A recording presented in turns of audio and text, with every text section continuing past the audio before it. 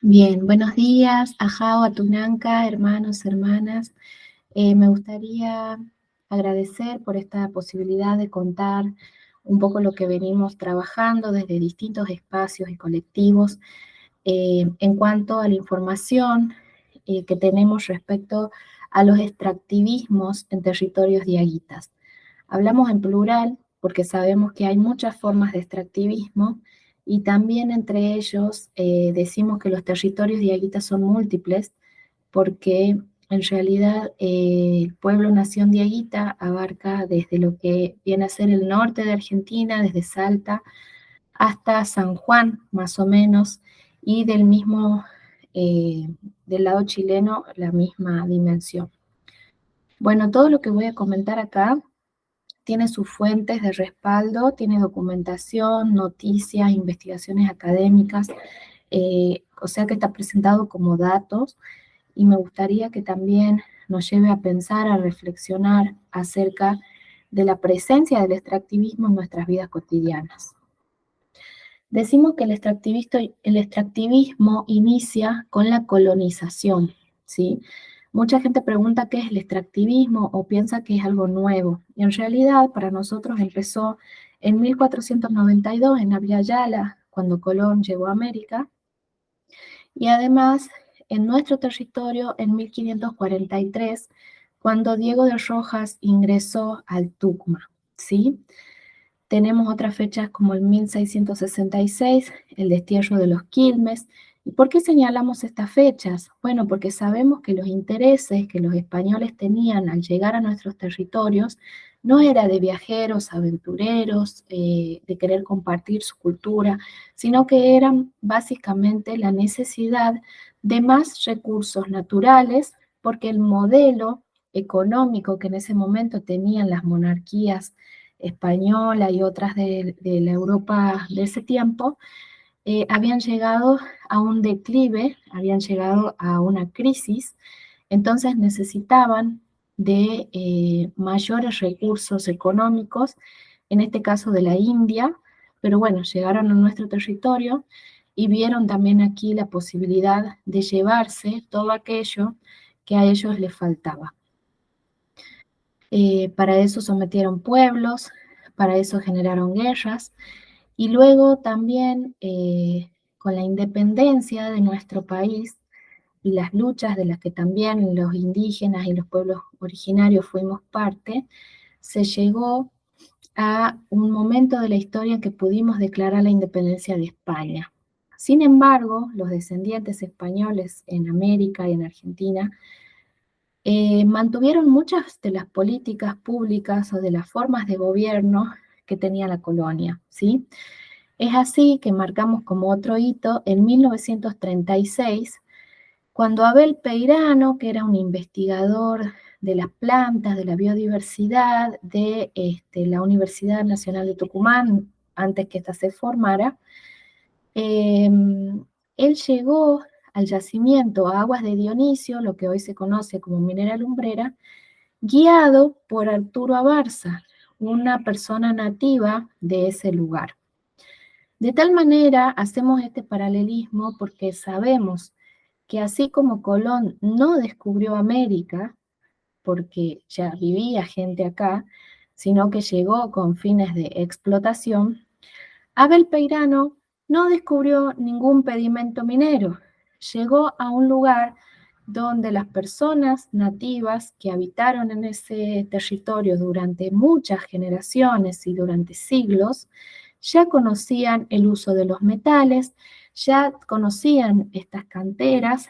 Hay máscaras de más de 3000 años, por ejemplo, una máscara de oro que fue encontrada en esos territorios, que dan cuenta de que el trabajo con los metales es una propiedad intelectual, es una integridad intelectual del pueblo nación diaguita en este territorio. Por lo cual ninguna empresa al día de hoy debería estar haciendo uso de esos saberes y de esos recursos, de esos bienes, porque pertenecen de manera ancestral a nuestros abuelos y antiabuelos. Bien, siguiendo con la cronología, en un proceso entre 1951 y 1958, este señor Peirano, que era investigador, llegó a los pedimentos mineros y los anotó como de su propiedad, ¿sí? Imagínense ustedes llegar de visita a la casa de alguien y después anotar que ese territorio o esa casa a las que nos llevaron de visita fuera nuestro. Bien, sería impensado para nosotros, por lo menos en estos tiempos. Bueno, en Peirano no solo se anotó el descubrimiento como una propiedad, sino que después se dio el lujo de ceder esos derechos de los cuales se estaba apropiando a la Universidad Nacional de Tucumán, quien es hasta el día de hoy dueña de un porcentaje de la empresa que explota la minería en Catamarca. Bien, en 1994 se instalan las líneas de alta tensión en el Valle de Tafí y también llegan hasta Santa María. En el 97, después de muchísimas denuncias, después de audiencias incluso ante Naciones Unidas, vienen relatores de UNESCO al territorio y determinan que las líneas de alta tensión que se habían generado entre Tafí del Valle y Santa María generaron impactos irreversibles, daños, ¿sí? A sitios arqueológicos, lo que para nosotros son sitios sagrados, y que además estos daños eran irreversibles, porque habían roto, habían demarcado, habían sacado piezas arqueológicas y recintos completos que tenían miles de años de antigüedad. Para mencionar algunos, podemos nombrar el campo de petroglifos de Ampajango, el sitio de Andalhuala La Banda y Alto Caspinchango. En esto también me quiero detener un poquito porque la extracción megaminera no es posible sin una gran demanda de energía, ¿sí? Entonces, cuando nosotros vemos que se generan diques, que se generan líneas de alta tensión, antenas gigantes, todo eso no es para llevar luz a una escuela, a una casa o a una iglesia, sino que sirven para generar energía, grandes cantidades de energía que necesitan las mineras, ¿sí? Y además lo hacen muchas veces sin cumplir con los estudios de impacto ambiental, con los estudios de impacto social y arqueológico.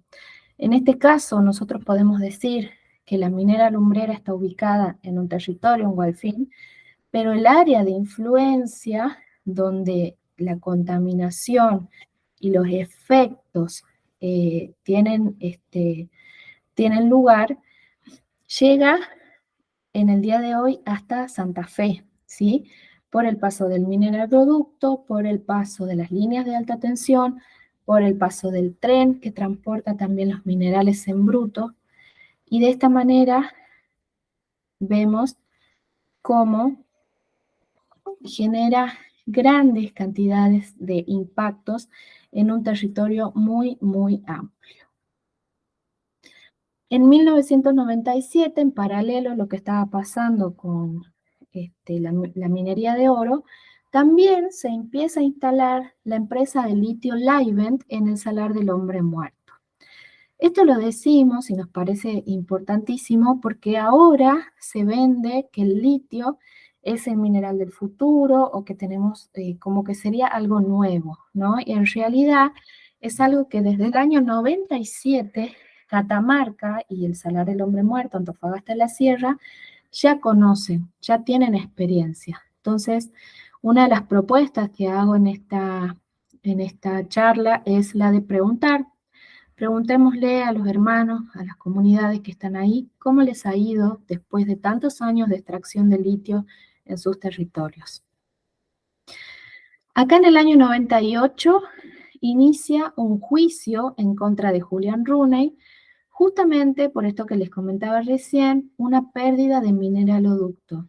El mineraloducto es un caño que lleva todos los metales pesados en bruto mezclados con agua agua dulce, agua pura que sacan de nuestras vertientes, de nuestro consumo, del de nuestros animales, de nuestro riego, para poder impulsar como si fuera una manguera todos esos minerales sin que nadie sepa la cantidad de oro, de cobre, de molibdeno que llevan en ese mineroducto.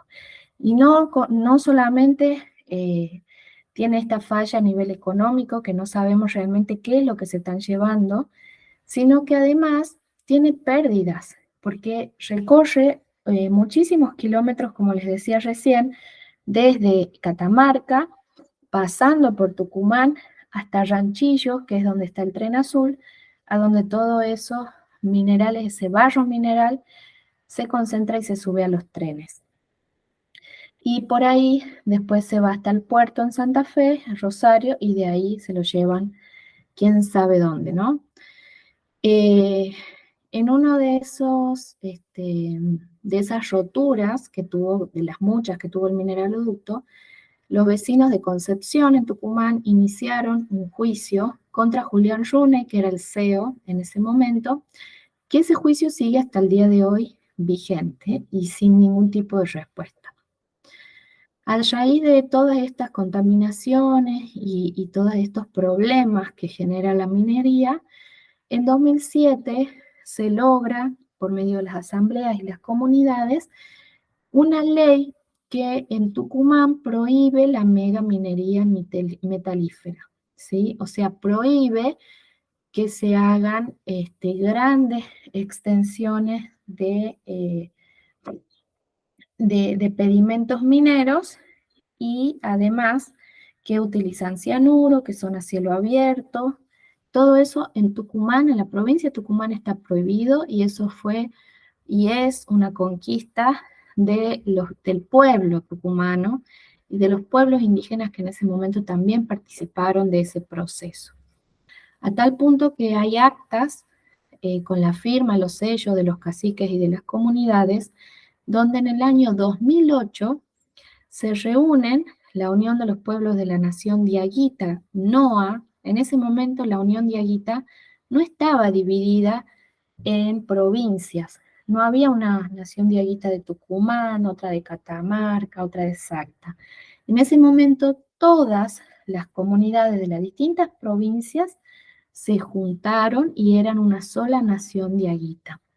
Y hay un acta donde muchas comunidades, entre ellas la de Ingamana, exigen que la minera cese las actividades mientras continúa el juicio que investiga a Julián Runey, mientras se investigue qué pasó con el mineraloducto y sus pérdidas.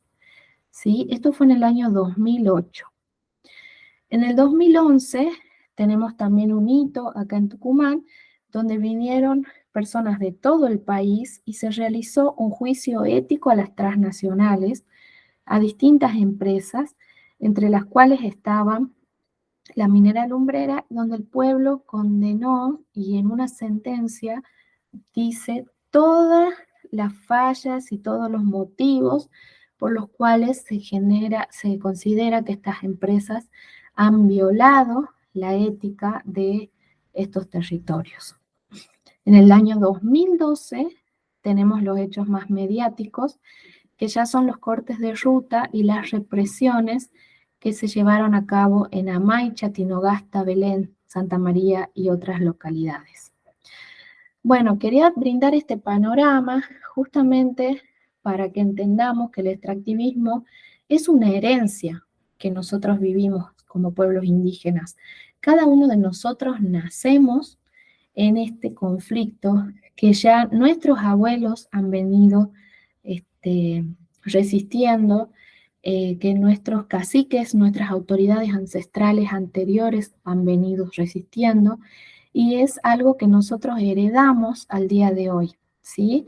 Pero además, en este contexto global en el cual es innegable el cambio climático, es innegable el efecto de que tienen las actividades humanas y las actividades económicas sobre el medio ambiente, tenemos mayores amenazas que nunca. La primera que quiero marcar es la del litio, ¿sí? Donde vemos que arrasa con los territorios. Tenemos yacimientos de litio en Salta, en Catamarca, en Jujuy, en Tucumán y en La Rioja, donde vemos que el efecto que genera la extracción del litio de salares o de roca pegmatita es la sequía, ya sea de salares, vegas o ríos, en zonas donde hay déficit hídrico naturalmente. O sea, los salares son reservorios de agua dulce en los desiertos. Cuando uno va y no conoce, piensa que el desierto no tiene vida, que ahí no hay nada. Sin embargo, debajo de la sal se acumula no solo el agua dulce o el agua que sirve para consumo, sino también millones de microorganismos que son antiguos, que son de las primeras épocas de formación de nuestra tierra, donde guardan no solo memoria ancestral y memoria genética, sino también el equilibrio de ese ecosistema y de todos los ecosistemas que están alrededor. Ponemos otra vez como ejemplo el salar del hombre muerto. Y además otra cosa que no nos dicen del litio, porque uno cuando escucha litio lo asocia con baterías eléctricas, con paneles solares y con energía verde o energía sustentable. Eso es una mentira, porque en realidad para extraer el litio, y lo mismo pasa con la megaminería de los otros metales, se utilizan millones de litros de combustibles fósiles, o sea, de gasolina, de todo basado en petróleo, y además utiliza grandes cantidades de energía para la extracción de litio. Y mientras uno más minerales extrae, necesita más energía para seguir extrayendo porque cada vez es más difícil encontrar ese metal, ese mineral en forma pura, ¿no? Entonces necesita extraer más cantidades de tierra, de agua, de metales, porque hay cada vez menor concentración del metal en ese territorio. O sea que no es que el litio sea una extracción sustentable o que genere una transición energética, sino que el litio genera grandes impactos de carbono, de contaminación, de déficit hídrico para el territorio de donde se saca y genera oportunidades económicas y de especulación financiera para los territorios a los cuales se exporta. Como siempre, las ganancias se las llevan los de afuera, las pérdidas las ponemos nosotros.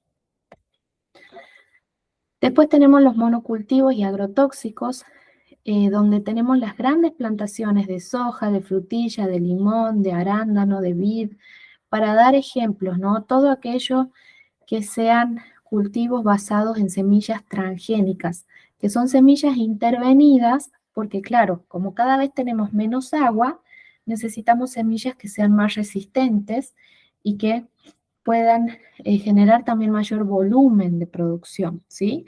¿Han visto esas frutillas que son gigantes y que no tienen sabor? O esos tomates que son así enormes y que uno los corta a la mitad y no tienen semillas y son de color verde. Bueno, todas esas plantas están generadas de manera transgénica, artificial. Pero para que esas plantas crezcan, necesitan sí o sí el uso de plaguicidas o de venenos que fumiguen porque son mucho más sensibles a todo lo que son las plagas, ¿no?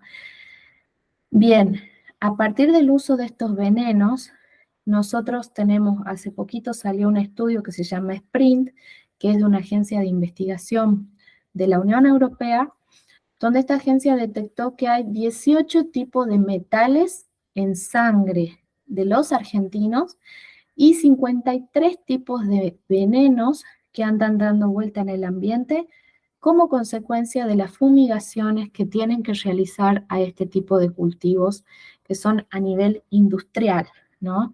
No les estoy hablando de la huerta que cada uno tiene en su casa, estoy hablando de estos kilómetros y kilómetros de territorio desmontado para sembrar la misma planta, una planta transgénica, que por lo general son para exportación o para producción industrial.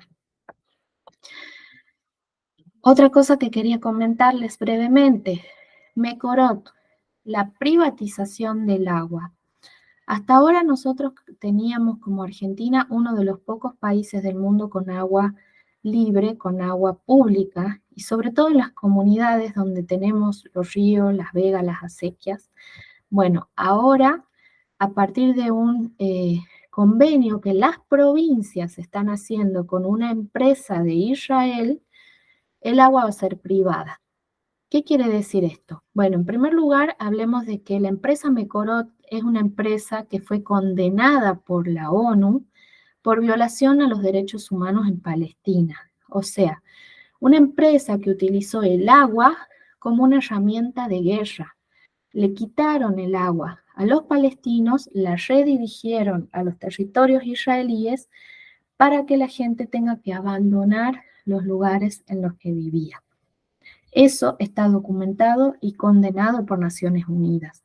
Ahora esa empresa viene a La Rioja, Catamarca, Mendoza, San Juan, Río Negro, Santa Cruz y Formosa, donde se vienen firmando convenios con las empresas, con el gobierno provincial directamente, sin información pública, sin consulta a las comunidades y por supuesto en tiempos récords. Lo que sabemos hasta ahora es que la empresa Mecorot plantea un plan maestro de agua para el territorio de Catamarca, donde le pide que Catamarca realice 6 diques para abastecer de agua y de energía a los proyectos mineros. Estos diques no son para que la gente tenga una canilla de agua potable en su territorio o para abastecer a la población de las comunidades. Estos diques son gigantes, van a arrasar con montañas completas, con sitios arqueológicos, con lugares de siembra, incluso con pueblos completos, en la zona de Río Hondo, en el Xincal, que fue hace poquito inaugurado por el gobernador, en La Herradura, en Ampajango, entre otros lugares. Y bueno, lo hemos venido diciendo, pero es necesario que sea explícito. Las políticas de Estado de nuestro país hoy en día, del partido que ustedes quieran, están orientadas a generar que las leyes acompañen el proceso extractivista y hagan posible la extracción de los metales, del agua, de los cultivos, de todo lo que hemos mencionado. Es por eso que se produjo la reforma constitucional en Jujuy y la que están haciendo ahora en La Rioja, ¿sí? Estas dos reformas han sido explícitamente pedidas por la empresa Mecorot que mencionaba recién y por la Mesa Nacional de Litio, donde en el punto 4 de la resolución de esta mesa de litio dice que las provincias deberán adaptar sus políticas estatales y sus leyes a la extracción, para hacer posible la extracción de litio, ¿sí? O sea que esto ya lo está diciendo el mismo convenio que se firmó entre las provincias y de la mesa del litio. Por eso el apuro, de alguna manera, de generar a cualquier costo la reforma constitucional. Son las leyes hechas a medida del extractivismo. En la parte judicial también las mineras están imputadas por tráfico de documentación, por exportación ilegal, por contrabando, y todas esas causas no prosperan. Además, tenemos que decir que estas actividades extractivistas tienen subsidios millonarios y no pagan ningún tipo de impuesto. O sea que mientras nosotros a veces nos enojamos o decimos que el problema de este país son los vagos, son la gente que recibe planes sociales, no entendemos que esa gente quizá vivía en un territorio el cual se quedó sin agua, en el cual se quedó sin vivienda, en el cual se quedó sin trabajo, y tuvo que emigrar a las grandes ciudades. En las grandes ciudades lo único que hay es pobreza y se le brindan subsidios que son mínimos. Mientras tanto, las que se llevan todos los subsidios, gran parte de nuestro PBI, y además no abonan ningún impuesto por los millones y millones de litros de agua que utilizan, por los millones de kilovatios en energía que utilizan, son las empresas. Las grandes planeras, las grandes mantenidas de nuestro país son las empresas. Tenemos también el lado B de toda esta situación, que son los parques nacionales. Los parques nacionales que ahora vienen una avanzada para querer conservar un montón de territorios que además son territorios donde viven las comunidades, son una parte necesaria para el extractivismo. Es como decir, bueno, vamos a conservar este brazo y vamos a cortar el otro, ¿no? Para poder determinar una zona de sacrificio que va a ser extraída, que va a ser devastada, de la cual se van a sacar todos sus recursos, generan otra parte donde está conservada y donde ellos ponen las reglas y además donde sacan a las comunidades que han vivido ancestralmente ahí, quienes son quienes han cuidado ese territorio, de un día para el otro tienen que desalojar, no pueden criar animales, no pueden sembrar, porque se ha convertido en un parque nacional. Y por supuesto, nombramos la persecución y la censura de quienes defendemos los territorios. Eso es una política de Estado, es una política de las empresas y también es una mala costumbre que se adquirió hacia adentro de nuestras comunidades, nuestras organizaciones, con la que tenemos que luchar para poder generar espacios de organización que sean autónomos, que sean genuinos y que tengan realmente poder. Tenemos que discutir, hermanos, y no tenerle miedo a los debates, a los datos, a la información, pero censurar nunca es una opción. Problemas sociales que trae el extractivismo. Bueno, hace poco salió una noticia donde hay una denuncia de abuso sexual en la mina de Farallón Negro hacia una joven menor de edad. Y es un ejemplo de las miles y miles de denuncias que llegan a hacerse, porque hablamos también de la censura y la persecución, donde muchas veces no se denuncian estas cosas. Podemos nombrar, por ejemplo, el pueblo de Bis. ¿Alguien se acuerda de este pueblo? Un pueblo muerto por la contaminación, donde si uno llega al territorio encuentra que todas las casas del pueblo han sido cerradas con el mismo tipo de candado, un candado que lo puso la minera, y que la gente que vivía en Bis tuvo que emigrar, tuvo que morir de alguna enfermedad. No sabemos qué pasó con ese pueblo. Lo que sabemos es que era un pueblo vivo hasta antes que la minera se instale en ese territorio. Vemos gran cantidad de enfermedades relacionadas con la contaminación y además una falta de acceso al servicio de salud pública. La gente en Catamarca tiene que viajar hasta la ciudad de Tucumán, hasta la capital de Catamarca o hasta otras provincias para recibir la atención médica que necesita. Y muchas de estas enfermedades que hoy están teniendo tienen que ver directamente con la presencia de los metales en el agua, en el aire, en el suelo. Otra parte de estos problemas sociales son las becas, los subsidios, todo lo que las políticas que van generando para brindar migajas, limosnas, dinero que es insuficiente totalmente a las personas por falta de trabajo en esos territorios. Además hay denuncias por violencia, hay homicidios dudosos, hay aumento en las adicciones y también hay denuncias de trata de personas relacionadas con estas empresas.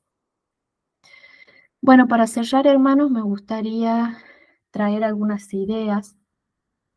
Primero, hablar de que hay una continuidad y una contigüidad en cuanto a los derechos, a los territorios y a los tiempos. Si bien cada comunidad es autónoma, tiene su propia forma de organización, el reconocimiento que hacen los convenios internacionales a a los indígenas o a los indios, como queramos llamarles, es al pueblo indígena como un colectivo. Acá somos todo el pueblo diaguita quien tiene derecho a un medio ambiente sano, a un acceso libre al agua, a seguir ejerciendo nuestros saberes ancestrales con el uso del metal. Somos el pueblo nación diaguita en todas las comunidades que hasta hoy resisten. No es una comunidad la que está autorizada o la que tiene posibilidad de firmar convenios, consentimientos o trabajar con ciertas empresas o con ciertos estados, sino que el derecho lo tiene el pueblo completo. Por eso hablamos de que extractivismo no es solamente la contaminación. No es lo mismo una persona que saca basura de un lado, la tira en otro, una persona o un grupo, una familia que vive al costado de un río y que tira botellas del río. Eso es contaminación, tiene que ver con hábitos y es posible de cambiar a partir de la educación, a partir de algunos programas de reciclaje o lo que quieran. El extractivismo es completamente diferente porque es un modelo político, social, económico que viene instalado desde hace 5 siglos en nuestro territorio, que es estructural de la formación de nuestro Estado y que es la base económica del genocidio. Cuando nosotros decimos que los pueblos indígenas sufrieron genocidio, fue por el extractivismo, ¿sí? No nos mataron por nuestro color de piel, no nos persiguieron por nuestra altura, por nuestra estatura, por nuestro idioma, por nuestra forma de hablar. Nos persiguieron y nos persiguen porque necesitan los recursos naturales, los bienes que nosotros custodiamos o de los que nosotros somos parte, ¿no? Lo que para nosotros es la Pachamama, para ellos es un recurso. Mientras nosotros vivamos en nuestro territorio y practiquemos nuestras costumbres, somos una amenaza para este sistema económico capitalista extractivista. Y esto tenemos pruebas claras que en 50 años de extractivismo en nuestros territorios, la provincia de Catamarca tiene pobreza récord, los salarios más bajos del país, niveles de contaminación que todavía no han sido medidos, enfermedades que todos sabemos y vemos día a día, violencia, corrupción, juicios que están en marcha y que todavía no llegan a ninguna sentencia. Hay más de 50 denuncias en los tribunales de Tucumán por violación a los derechos laborales, denuncias que los mismos empleados de las empresas han hecho y que también generan en los trabajadores de las minas abusos, problemas de adicciones, de salud mental. No hay persona que haya trabajado en una mina que te cuente que ha sido una experiencia satisfactoria o que ha tenido un buen pasar en ese momento, ¿no? Además quiero decir esto, las promesas de trabajo que nos traen son promesas de muerte, porque además las personas tienen que emigrar a condiciones completamente hostiles, donde están encerrados y confinados durante mucho tiempo, y que realmente no sabemos si eso vale la cantidad de dinero que supuestamente cobran, porque al día de hoy también cada vez están bajando los salarios de las personas que trabajan en estas empresas y cada vez se están generando más problemas dentro de las mismas empresas relacionadas con accidentes y también, como decíamos recién, con la salud mental de los trabajadores. Entonces, me gustaría terminar con una pregunta, con una reflexión. Si sabemos que el extractivismo es un fenómeno global, un fenómeno mundial, que es la causa del cambio climático, de la crisis medioambiental y territorial que hoy el mundo está sufriendo, podemos decir que el extractivismo, más extractivismo, no es la solución, es parte del problema. Tenemos que detener lo que venimos haciendo como especie humana y pensar de qué otras maneras podemos reproducirnos, seguir viviendo sin comprometer el futuro de las personas que vienen, de nuestros hijos, nuestros nietos, y de los demás especies también que viven y que comparten con nosotros en los territorios, ¿no? Los animales, vegetales, minerales, y en nuestra cosmovisión todos los espíritus que viven en las montañas sagradas, en los salares y en los distintos espacios sagrados que los de afuera solamente ven como un recurso para explotar. Muchas gracias, hermanos. Hayaya, Chey Chey.